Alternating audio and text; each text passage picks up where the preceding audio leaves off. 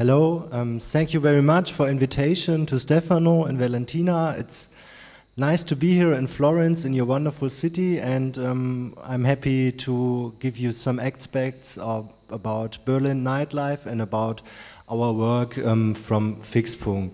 I will try to be quick because I think everybody is hungry now. Let me say something about the circumstances. So Berlin is the capital of Germany. We have 3.5 million inhabitants there, and we have the status of a Bundesland. So we are one of the city-states of the federal state of Germany. When you take a look at alcohol, we are on the second place in Europe by consumption of alcohol by head. Only Austria is in front of Germany. When you look at cannabis consumption in Germany, Berlin is on top of all countries in Germany. So these are important aspects about nightlife and about the consumption of young people in the city. The city is changing very quickly after the fall of the wall. There were the free 90 years where a lot of squatters came in the city, where the city was very liberal, very free. People from all over the world came to Berlin and created their own spaces. And also in the nightlife and in the housing situation, so the city is very running quickly and changing very much as a metropole in Europe and in the world. Now it's a little bit changing. We have, meanwhile, also you can compare to Barcelona, I think 20 million tourists by year. And also living conditions in the city, especially in the inner city, is changing. So we have reducing of public spaces there. We have a changing housing structure there. People with high income living in the inner city districts. The people with lower income, young people and students who created the inner city districts and the parts of the city cannot buy their rents anymore, for instance. And so it's changing a little bit, and this is also important for the conflict of the nightlife if you take a look at this topic, at this issue. The described phenomena are well known. We see a lot of young people doing loud party on the streets.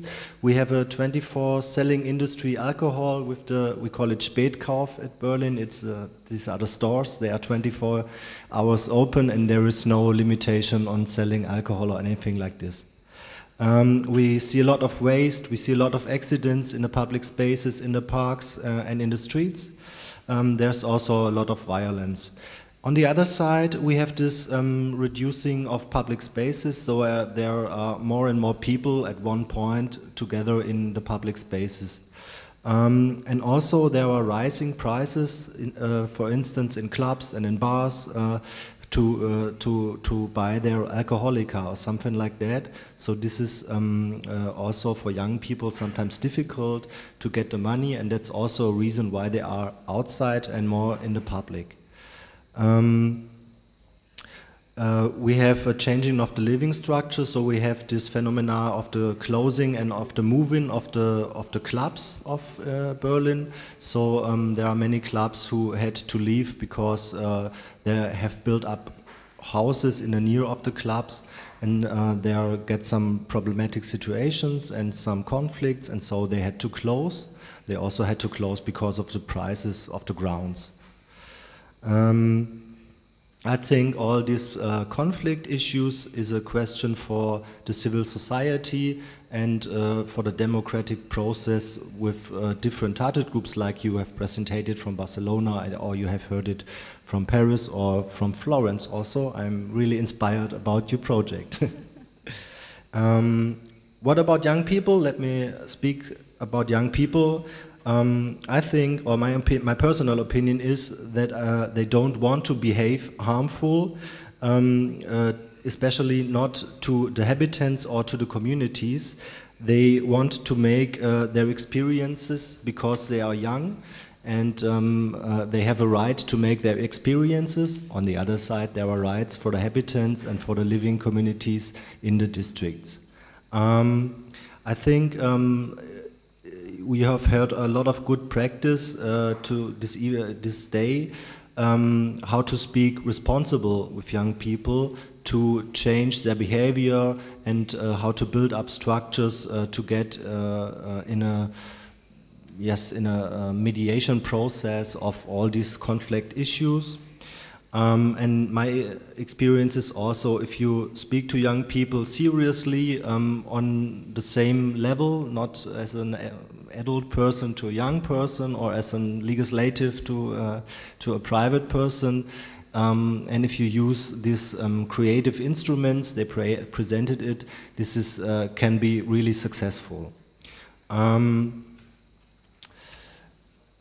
But it's important to take care of their needs and to treat them seriously. So let me tell you anything about the nightlife actions of the city of Berlin. Actually, there exists no master plan or a program like you heard it from Barcelona or from Paris. This does not exist in Berlin. We are not so wide like other European capitals, but we learn more and more from these experiences and we build up smaller projects. I will present you some of the good practice of these smaller projects from our organization. It's called Fixpunkt. But we have some spots in the city, also in the nightlife and in the daytime, where discussion is very fluently with the habitants, with the user groups of the public spaces. So maybe you have heard about Görlitzer Park. There was a special park in the city. A lot of partygoers are there selling cannabis from West African dealers. The habitants want to use the park, so this is very discussed, and we started now to bring a smaller program there on this park, and maybe this is also good expertise to and for the whole city at different spaces. I think also you have always to look at a single situation of a space, because you cannot transform one interaction at one space to another. You have to analyze very detailed the actors, you have to analyze the habitant structure, the residents, how they are, which organizations they have, and you have to analyze, of course, the resources to solve the problems. Sometimes you have more resources, sometimes you have less resources. This is different. And sometimes you have different target groups. We work very closely together with Association of Club Commission. Raimund Reintjes is here, and he will also present you tomorrow, I'm sure, about good practice and good experience in these mediation processes when it goes to public spaces. Our part is, as we are a service to promote harm reduction and risk reduction, to work together with them and to bring our expertise to this. But we don't manage all these community processes in Berlin. We are only a partner. Okay. And we collaborate with stakeholders, and we also have experiences in mediation teams in the public spaces in the daytime. We work there with homeless people, with drug-addicted people in public spaces. There are many, many problems of these open street scenes, and we work there together with social workers and with a specialist on mediation. And she's not a mediation for single persons, she's a mediation of great group conflicts. So we have different expertises in our team there, and I think we can transform it also to the nightlife setting. Okay, we have the round tables also with habitants and with other organizations located at the district at Mitte with this conflict management team. And we also have working groups with police and with security services, with the transport system. So we have the structures, and we could widen it out. But there's no master plan at Berlin since now. Okay. Let me say something about laws. We have a lot of laws in Germany.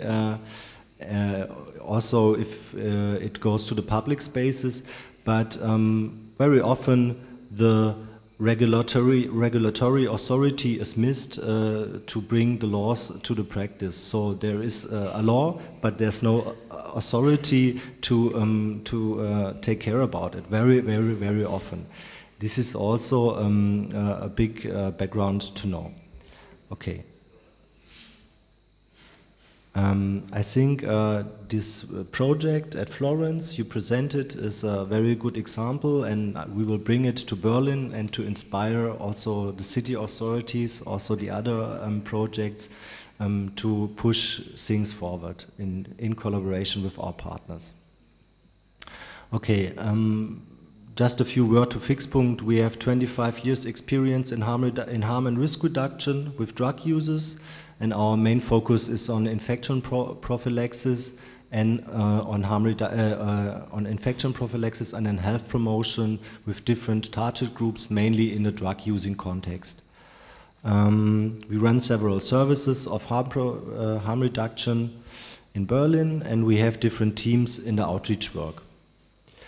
We have collaborations and networks in all over Europe. The most important in nightlife is collaboration with Livecom and with Club Commission, which is an association of club owners in Germany and in Berlin. But we also are connected to the BAUMS project of Italy, who we are a small part to disseminate the results at Germany and to bring things also forward in the field of drug checking and in the field of new substances. Okay, we have harm reduction service, I told you. We have, for instance, the drug consumption rooms. This is also one method to reduce the public space of open drug consumption in Berlin. And since 2011, we started the nightlife interventions, so our history is quite short. Okay, so when you speak about drugs, you have to know a lot about them, and so you can see at the drugs wheel, this is one method we use in info stands or in training, how many drugs are there. Every drug has its own risk profile, every drug has its side effects. There's a lot of knowledge young people have to know before, in the best case, before they take them. There was a prevalence in party settings from EFT at Munich. They asked party visitors about their 12 months prevalence, and the most liked substance was cannabis, followed from ecstasy and speed, cocaine, LSD. It was in Munich, so I think cocaine has an extraordinary role. In Berlin, the fact is that the amphetamines are higher in this kind of evaluation, you can say. Okay, so we have heterogenic party scenes. There are different consumption structures. You have to know that the Goa scenes, for instance, prefers other substances than the electronic lifestyle. We can, the prevention measures can bring success. If we do it like this, it doesn't work. We have to work with them in a direct way, and we also work with peers. You heard about it. So we work with parts of the party using of the party-goer communities. There are also special risks. You heard a lot about it. I want to say that risk reduction and safer use strategies, they work, but you have to bring it to a conceptual background and to bring it in a context where you can transmit the informations seriously. This is why we work with the peers. Now there are some pictures. You can see we have different intervention methods. We have vans in the public spaces. We also have a bike where we work at the parties. And we have also, for instance, an info stand in front of a club where many clubs are at one place. It's at RAW-Gelände. We used it very often. Okay, what's about drug checking? Drug checking is one method to promote risk reduction. In Germany, actually, it's not possible if you compare it to other countries of Europe because it's politically unwanted. Now we had elections in Berlin, and we are looking forward to realize it in the next 5 years. We will see if we can get it. Okay. So let me speak about actual BEST project. We are funded by the Federal State Ministry, and we developed a training program for clubs. The training program is in partnership with the LIFECOM as the association in the federal state, and with the different party projects in different cities of Germany. For instance, we work together very closely with our colleagues from Drug Scouts at Leipzig, with the Neo project Take at Stuttgart. We work together with Kiel, with the party project Odyssey. We work together with the long historically project Alice at Frankfurt, and this is a good experience for our trainings. So we have trainers in different cities and developed this program together. This is a framework to reduce risk at parties, and we build up competence at the staff of the clubs, and we do skill building and team building processes with staff in events, in clubs, and with organizers. We have 7 modules with different target groups. One is for the organizers, for the organization development of the clubs or of the party when they organize it. Another target group is the security, so we build up health competences with security and with the bartenders also. So there are different modules and you can combine it in one training. First aid is also very important issue for the training. And we also build up some new modules to the new substances and also to the new phenomena of chemsex. Chemsex means when people get together to use drugs and doing sexual behaviors, and this is also important for the clubs because some have also a dark room where sex is happening, and so this is a specialized module for the owners and for the staff in gay and queer locations. Okay, we have different measures. I think I will not go too much in detail because you heard a lot about to bring water there and to offer. Pardon? It's the most important thing. Okay. So we have different issues for the clubs, and it is in the training as a proposal. We don't label it, and we can't control. If the clubs realize this, we want to go in a creative process in the training, and we make these proposals, for instance, to prevent accidents. So, like you heard, if the broken glasses are there, then there's a risk to get hurt. For instance, it is necessary to get free drinking water to stay hydrated. If they drink a lot of alcohol, for instance, it is important that they have a chill-out zone or something, area which is reduced of noise, where people can relax and calm down and have some breaks when they dance at the party. We offer info stands, and for instance, it is important to offer earplugs. I brought you also some. You can take it at the table at the front of the door. It is important to offer condoms and lubricants for free if young people have sex, to prevent sexual transmitted diseases. Informations of the traffic system is important. Berlin has a good traffic system, but in other cities, in the BEST program, it is another thing, because they have not so good transport system, and many people drive by car, and so we want to provide them to drive with drunken persons and or to drive the car by themselves. It is also important to bring the informations about the drugs and about healthy issues in the club, so we offer flyers and we offer a starter pack. You can see it at the next slide. Let me tell one important thing.